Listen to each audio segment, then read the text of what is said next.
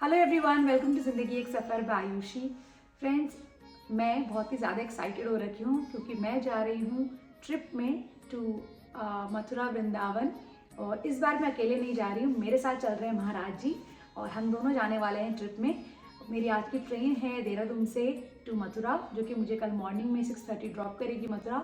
वहाँ से मैं कैब करके जाऊँगी मथुरा आश्रम में। मेरा स्टे आश्रम में ही होगा। सो ये ट्रिप मेरा बहुत ही एडवेंचरस होने वाला है, बहुत ही स्पिरिचुअल होने वाला है और साथ साथ में मैं ब्लॉगिंग करके आपको भी दर्शन कराऊंगी मंदिर के।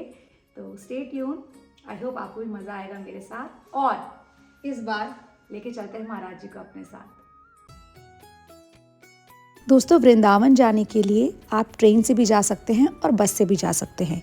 ट्रेन के लिए बस ये होता है, आपको बुकिंग पहले से करानी पड़ती है। मैं जा रही हूँ ट्रेन से। मेरी नाइट ट्रेन है जो कि मॉर्निंग मुझे मथुरा जंक्शन पहुँचाएगी और वहाँ से कैब करके हम जाएंगे आश्रम में।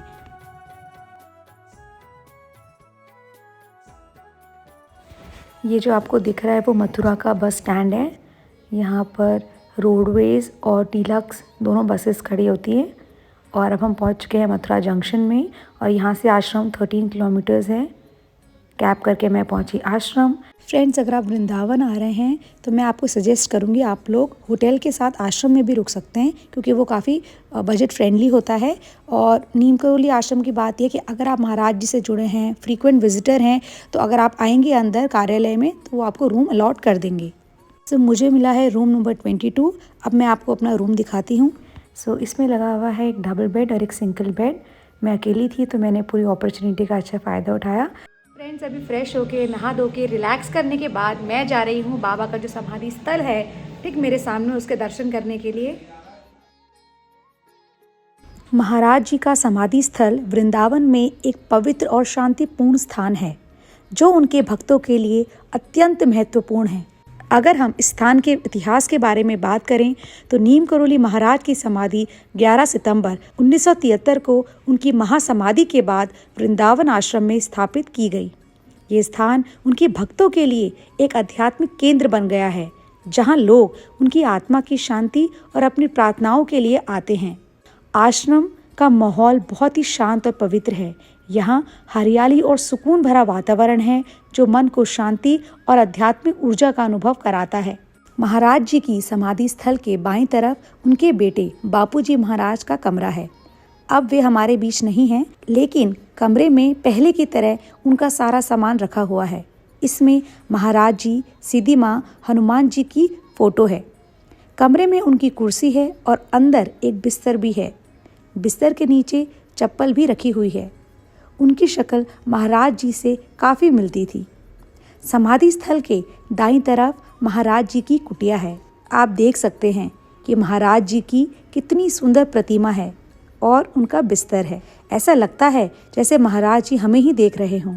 चलिए अब मैं आपको सिद्धि माँ की कुटिया दिखाती हूँ। महाराज जी की कुटिया के बगल में सिद्धि माँ की कुटिया है, जिसमें हनुमान जी व सिद्धि माँ की प्रतिमा है और उनका बिस्तर है। अब मैं आपको ध्यान कक्ष के दर्शन कराती हूँ। यहाँ बैठकर भक्त ध्यान करते हैं और एक अद्भुत ऊर्जा का अनुभव होता है। ये स्थान भक्तों के लिए शांति और आध्यात्मिकता का अद्वितीय केंद्र है। दोस्तों, अब मैं आपको जिस कक्ष में ले जाने वाली हूँ, वहाँ बाबा द्वारा कहे गए अनमोल वचन लिखे हुए हैं। साथ ही वहाँ बाबा के कुछ चमत्कारी अनुभव भी लिखे हैं, जिन्हें पढ़कर मैं भावुक हो गई। पढ़ते पढ़ते ऐसा महसूस हो रहा था जैसे बाबा हमारे आसपास ही हों। इनमें से कुछ वचन मैं आपको पढ़कर सुनाती हूँ। ये वचन और कहानियाँ इतनी गहरी और प्रेरणादायक हैं कि हर शब्द में बाबा की उपस्थिति का एहसास होता है।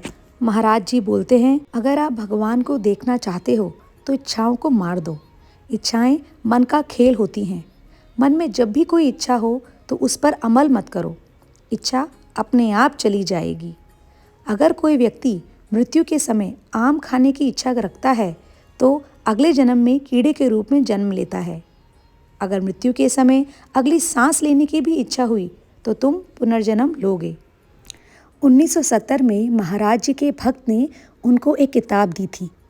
महाराज जी उस किताब में राम नाम लिखा करते थे। 10 सितंबर को महाराज जी ने राम नाम लिखा और उसके अगले पन्ने पर 11 सितंबर लिखकर पन्ना खाली छोड़ दिया।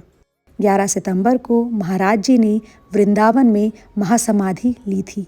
एक बार की बात है, महाराज जी ने एक प्रसिद्ध पंडित को कैंची के आश्रम में श्रीमद् भागवत का पाठ करने के लिए बुलाया। पंडित जी पढ़े लिखे धनिक समूह के लिए पाठ करने के आदी थे। आश्रम में अनपढ़ गांव वालों के छोटे से समूह को देखकर पंडित जी ने महाराज जी से शिकायत की।